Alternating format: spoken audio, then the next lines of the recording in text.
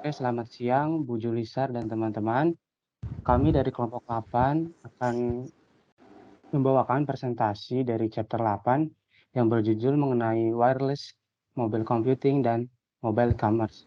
Sebelumnya kami mengucapkan terima kasih kepada Ibu Dr. Andres Julisar selaku dosen mata kuliah Teknologi dan Sistem Informasi yang telah membantu kami dalam mengerjakan tugas final project ini. Kami juga mengucapkan terima kasih kepada teman-teman kelompok karena telah berkontribusi dalam pembuatan tugas ini.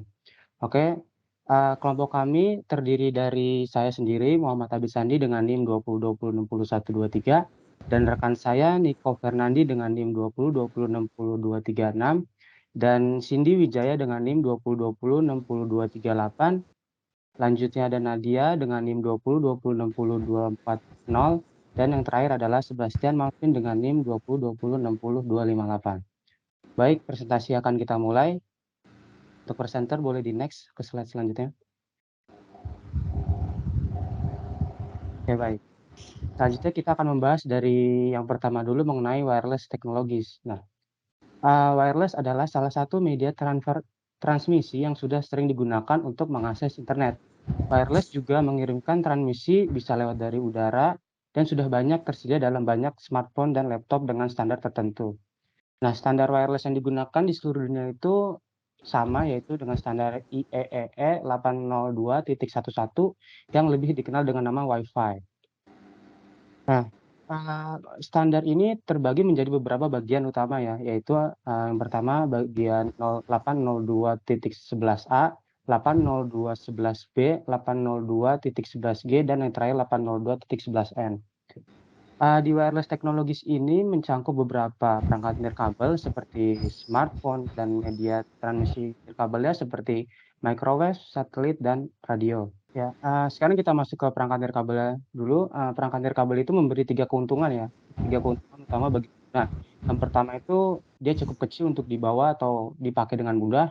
Yang ketiga itu keuntungannya, mereka memiliki komputasi yang cukup untuk melakukan tugas-tugas produktif. Dan yang terakhir itu mereka dapat berkomunikasi secara nirkabel dengan internet dan perangkat lainnya. Ini contohnya, seperti yang ada di gambar ada microwave, radio, dan satelit. Next. Selanjutnya, saya akan membahas mengenai tentang media transmisi nirkabel. Nah, jadi media nirkabel ini fungsinya itu untuk mengirimkan sinyal tanpa kabel atau jenis utama nirkabel. Media-media tersebut ada microwave, satelit, radio, dan inframerah. Nah, di sini ada tabel yang akan kita bahas nantinya. Ada 4 contoh. Di sini saya akan jelaskan dulu mengenai kelebihan dan kekurangannya dulu.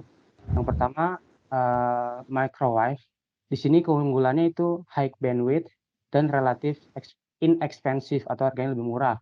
Sedangkan kalau kekurangannya itu must have obstructed lines of sight. Dan selanjutnya ada satelit, di mana keuntungannya itu sama, dia high bandwidth dan dia large coverage area atau dia bisa mencakup area-area yang besar dan, kekurangannya yaitu expensive, mahal. Terus, kekurangannya itu must have unstructured line of sight, di mana, si sinyal ini delay atau harus menggunakan enkripsi untuk keamanannya. Sedangkan yang radio, kelebihannya itu sama, dia high bandwidth, terus dia juga sinyal pass-through pole, jadi sinyalnya itu bisa, tembus melalui lewat-lewat, tembok, lewat-lewat bangunan-bangunan yang besar gitu. Terus harganya murah dan gampang untuk diinstal. Sedangkan yang kekurangannya itu create electrical interference problems atau, banyak mengalami masalah elektrikal dalam penggunaannya. Selanjutnya yang terakhir ada inframerah, di mana kelebihannya itu low to medium bandwidth. Jadi bandwidth-nya itu dari lemah ke medium atau rata-rata. Terus, kalau kelebihannya itu digunakan untuk jarak yang pendek. Kalau kekurangannya yaitu harus mempunyai unobstructed line of sight. Next.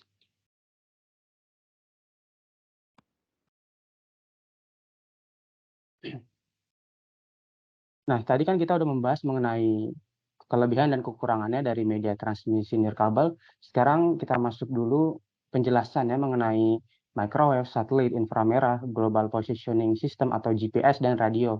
Nah, pertama akan kita bahas yaitu mengenai microwave. Jadi, microwave ini yaitu sistem transmisi gelombang mikro yang mengirimkan data melalui gelombang elektromagnetik. Nah, jadi sistem ini tuh digunakan untuk volume yang tinggi, jarak jauh, komunikasi line of sight. Nah, line of sight ini berarti bahwa si pemancar dan si penerima itu berada dalam pandangan satu sama lain.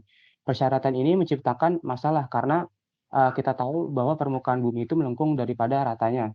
Nah, untuk alasan ini microwave menara itu biasanya tidak dapat ditempatkan lebih dari 30 mil. Kemudian, media transmisi nirkabel yang kedua yaitu adalah satelit. Nah, sistem transmisi satelit ini memanfaatkan satelit komunikasi. Saat ini ada 3 jenis satelit yang mengitari bumi ya. Yang pertama ada geostasioner atau disingkat menjadi GEO. Nah, yang kedua adalah medium earth orbit atau MEO, dan yang terakhir adalah orbit rendah bumi atau LEO. Nah, jadi setiap jenis ini memiliki orbit yang berbeda dengan GEO yang terjauh dari bumi dan kalau si LEO itu yang terdekat. Nah, di bagian ini kita bisa memeriksa 3 jenis satelit dan kemudian membahas 2 aplikasi satelit utama. Seperti transmisi global mikro, satelit ini harus menerima dan mengirimkan data melalui line of sight. Namun, jejak kaki yang sangat besar luas itu permukaan bumi yang dijangkau oleh transmisi satelit mengatasi keterbatasan stasiun relay data gelombang mikro. Selanjutnya, media transmisi nirkabel yang ketiga itu adalah inframerah. Inframerah seperti yang kita tahu tadi bahwa, salah satu kelebihannya adalah, bisa menembus sinyalnya itu bisa menembus, antara jarak, tembok dengan, bangunan lainnya serta dia, eee, dia digunakan dalam eee, jarak yang dekat. Selanjutnya, contoh yang keempat yaitu adalah Global Positioning System atau GPS. Nah, GPS ini adalah sistem nirkabel yang memanfaatkan satelit untuk memungkinkan penggunanya itu menentukan posisi mereka di mana saja. Nah, GPS ini biasanya itu didukung oleh 24 satelit MEO tadi yang digunakan bersama di seluruh dunia. Jadi posisi yang tepat dari setiap satelit ini diketahui karena satelit itu kan harus terus menyiarkan posisinya seiring dengan waktu sinyal. Jadi dengan menggunakan kecepatan sinyal yang diketahui dan jarak dari 3 satelit, yang tadi satelit, udah kita bahas tadi atau 4 satelit. Contoh GPS bisa ya dari kalau misal contoh di mobile itu kayak Google Maps, terus kalau di iPhone itu iOS itu Apple Maps, terus kalau misalnya pada mobil juga kita bisa memanfaatkan dengan fitur dashboard GPS. Selanjutnya media transmisi nirkabel yang terakhir adalah radio. Nah, transmisi radio ini menggunakan frekuensi gelombang radio untuk mengirimkan data secara langsung antara pemancar dan si penerima. Jadi transmisi radio ini memiliki beberapa keunggulan. Yang pertama, gelombang radio itu merambat dengan mudah melalui, tadi sela-sela dinding atau sela-sela rumah. Yang kedua itu perangkat radio itu juga cukup murah dan cukup mudah untuk dipasang. Dan yang ketiga itu gelombang radio itu dapat mengirimkan data dengan kecepatan tinggi. Untuk alasan ini, radio semakin banyak digunakan untuk menghubungkan komputer ke peralatan periferal dan jaringan area lokal. Namun, kayak seperti teknologi lainnya, transmisi radio memiliki kekurangan. Yang pertama itu, media radio itu dapat menimbulkan masalah interferensi listrik. Dan juga, transmisi radio itu rentan terhadap pengintaian oleh siapa saja yang memiliki peralatan serupa yang beroperasi pada frekuensi yang sama. Boleh di-next?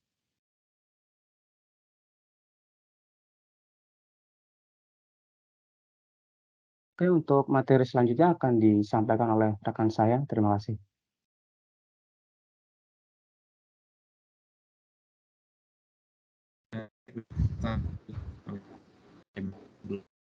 Materi berikutnya Web Network and Internet Access atau jaringan komputer kabel dan akses internet.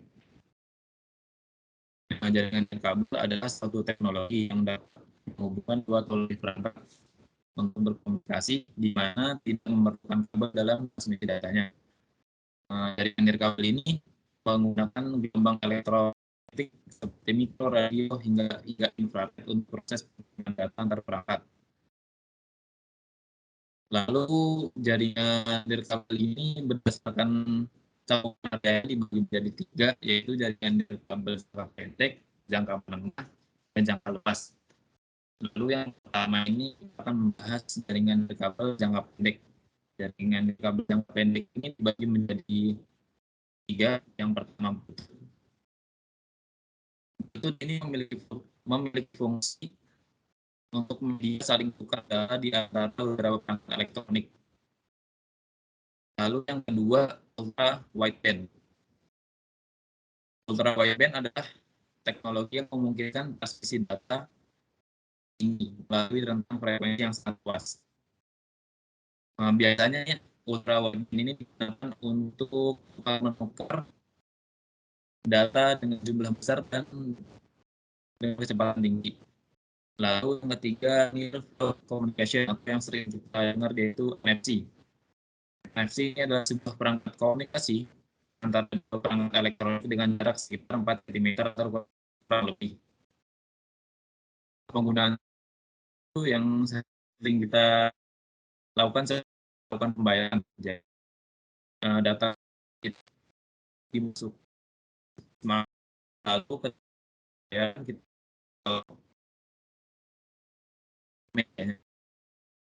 next slide. Baik, berikutnya yaitu jaringan nirkabel jangka menengah atau biasa yang sering dikenal dengan WLAN, merupakan jaringan komputer dengan memanfaatkan gelombang radio dalam proses transmisi data. Jaringan WLAN ini kerap disebut dengan jaringan wireless yang mengakomodir proses transmisi melalui udara. Jadi jaringan nirkabel jangka menengah ini dibagi menjadi 5 bagian. Yang pertama itu Wi-Fi. Wi-Fi merupakan singkatan dari wireless fidelity, di mana teknologi ini dapat menyediakan akses nirkabel di zona-zona tertentu dengan jarak tertentu. Istilah Wi-Fi ini juga sering kita sebut dengan hotspot. Lalu yang kedua Wi-Fi direct. Wi-Fi direct memungkinkan komunikasi peer-to-peer, yang artinya itu perangkat dapat terhubung secara langsung. Ini memungkinkan pengguna untuk mentransfer konten antar perangkat tanpa harus bergantung pada antena nirkabel. Lalu yang ketiga yaitu MiFi. Ini adalah perangkat nirkabel kecil dan portable yang menyediakan pengguna Wi-Fi permanen. Kisaran jaraknya ialah sekitar 10 meter. Lalu yang keempat, Super Wi-Fi, yaitu istilah ini diciptakan oleh Komisi Federal AS untuk menggambarkan proposal jaringan nirkabel yang menciptakan koneksi internet nirkabel jarak jauh. Super Wi-Fi menggunakan ruang putih frekuensi tower antara frekuensi saluran televisi. Frekuensi rendah ini memungkinkan sinyal untuk melakukan perjalanan lebih jauh dan menembus dinding lebih baik daripada frekuensi Wi-Fi normal. Lalu yang terakhir, jaringan mesh nirkabel. Jaringan mesh menggunakan beberapa titik akses Wi-Fi untuk membuat jaringan area luas yang bisa sangat besar. Jaringan mesh bisa dimasukkan dalam bagian nirkabel luas jarak jauh. Next slide. Berikutnya ialah jaringan nirkabel area luas. Ini dibagi menjadi 2 bagian, yaitu cellular radio dan WiMAX. Ini merupakan sebuah jaringan komputer yang memiliki cakupan wilayah yang sangat luas, biasanya itu antar negara. Lalu ini dibagi menjadi 2, yaitu cellular radio dan WiMAX. Yang pertama cellular radio. Cellular radio menyediakan komunikasi radio 2 arah melalui jaringan seluler stasiun pangkalan dengan handoff yang mulus. Pesan telepon yang ditransmisikan ke sel lokal, yaitu antena, oleh ponsel dan kemudian diteruskan dari sel-sel sampai mencapai sel tujuan. Pada bagian sel akhir ini, pesan dikirim ke ponsel penerima atau ditransfer ke sistem telepon umum untuk ditransmisikan ke telepon kabel. Lalu yang kedua, WiMAX. WiMAX memiliki jangkauan akses nirkabel hingga 31 mil. WiMAX juga memiliki kecepatan transfer data hingga 75 Mbps. Ini adalah sistem yang aman dan ia menawarkan fitur seperti suara dan video. Antena WiMAX dapat mengirimkan koneksi internet broadband ke antena di rumah dan bisnis yang terletak bermil-mil jauhnya. Next slide.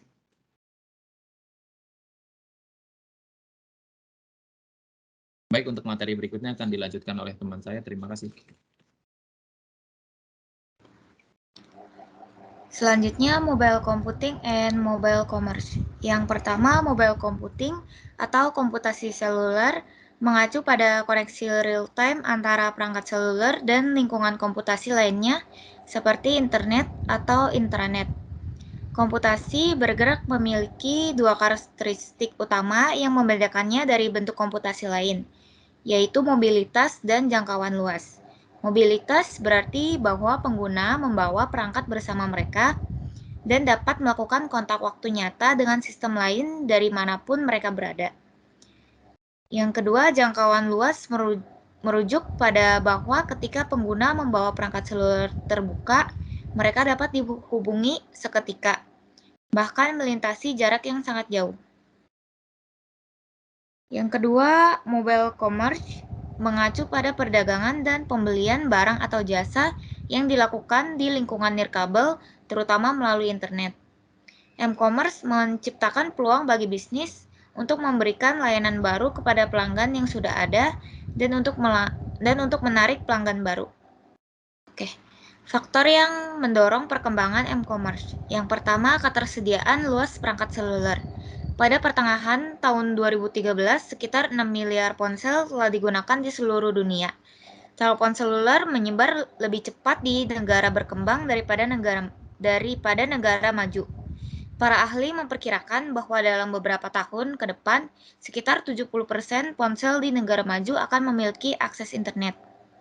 Akses internet seluler di negara berkembang juga akan meningkat dengan cepat.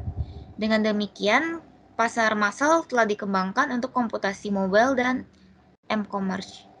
Yang kedua, ada penurunan harga. Harga perangkat nirkabel terus turun dan akan terus menurun. Yang ketiga, pengembangan bandwidth. Untuk melakukan M-commerce dengan benar, Anda memerlukan lebar pita yang cukup untuk mentransmisikan teks, suara, video, dan multimedia. Seperti WiMAX, teknologi seluler 4G, dan semuanya memerlukan bandwidth. Next slide.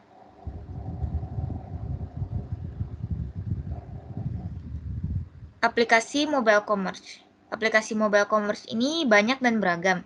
Aplikasi yang paling populer antara lain adalah aplikasi berbasis lokasi, layanan keuangan, aplikasi intrabisnis, pengaksesan informasi, dan telemetri.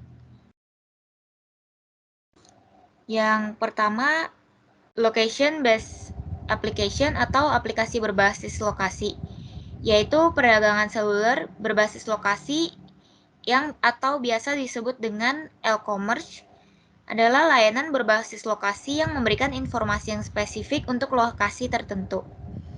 Contohnya, pengguna ponsel dapat yang pertama mengakses bisnis atau layanan terdekat seperti di ATM atau restoran.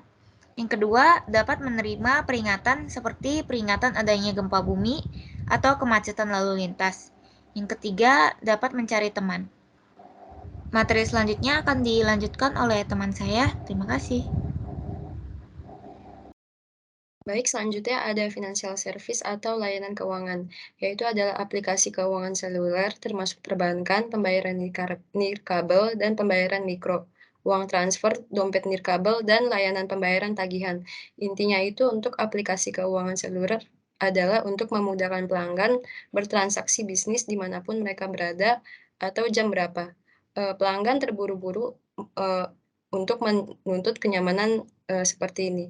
Seperti di banyak negara, bank semakin menawarkan akses seluler ke informasi keuangan dan rekening.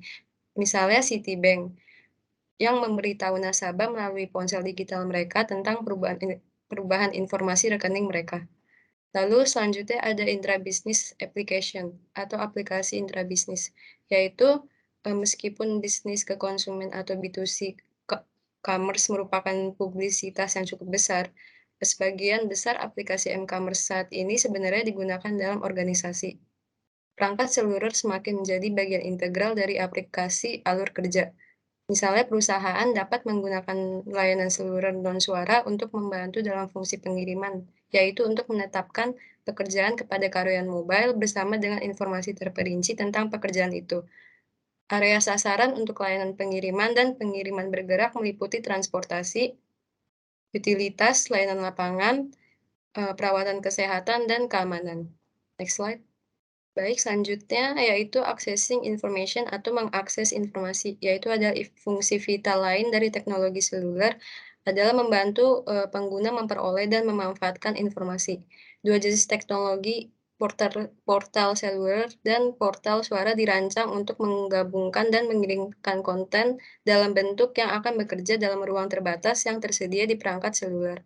Portal ini memberikan informasi kepada pengguna di mana saja dan kapan saja. Portal seluler mengumpulkan dan menyediakan konten dan layanan untuk pengguna seluler. Layanan ini termasuk berita, olahraga, dan email, hiburan, perjalanan, dan informasi restoran. Sedangkan portal suara yaitu adalah situs web dengan antarmuka audio. Portal suara bukanlah situs web dalam arti normal karena mereka juga dapat diakses melalui telepon standar dan telepon seluler. Nomor telepon tertentu menghubungkan Anda ke situs web, di mana Anda dapat meminta informasi secara lisan.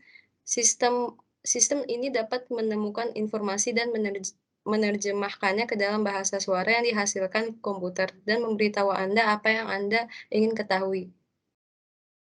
Selanjutnya ada telemetry application atau aplikasi telemetri. Telemetri adalah transmisi nirkabel dan penerimaan data yang dikumpulkan dari sensor jarak jauh. Telemetri banyak memiliki aplikasi komputasi seluler. Misalnya, teknisi dapat menggunakan telemetri untuk mengidentifikasi masalah perawatan pada peralatan. Contoh lainnya yaitu dokter dapat memantau pasien dan mengontrol peralatan medis dari jarak jauh. Lalu aplikasi telemetri yang menarik bagi individu adalah seperti aplikasi iPhone yang bernama Find My iPhone. Aplikasi ini menyediakan berbagai fungsi telemetri yang sangat membantu. Jika Anda kehilangan iPhone misalnya, ia akan menawarkan dua cara untuk melihat perkiraan lokasi di peta. Misalnya yang pertama, Anda dapat masuk ke Apple iCloud atau dari komputer manapun. Dan yang kedua, Anda dapat menggunakan app Cari iPhone Saya di iPhone, di iPad, atau iPod Touch lain. Next slide. Baik, selanjutnya akan dilanjutkan oleh rekan saya. Terima kasih.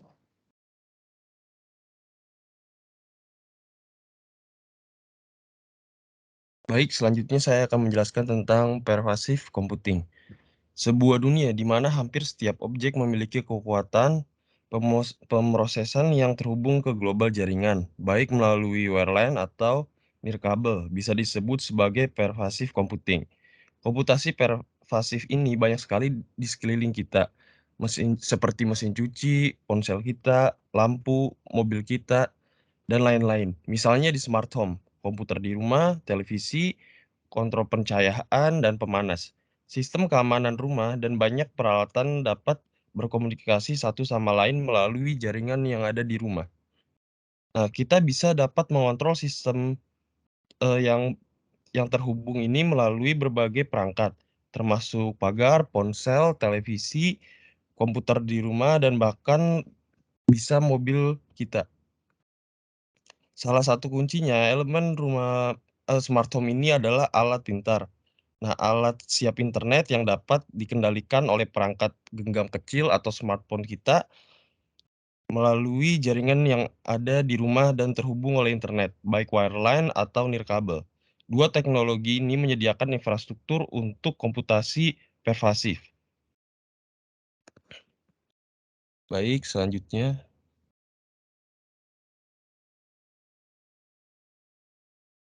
Saya akan menjelaskan tentang radio frekuensi identification. Teknologi identifikasi frekuensi radio itu memungkinkan produsen untuk memasang tag dengan antena dan chip komputer pada barang dan kemudian melacak perangkatnya melalui sinyal radio.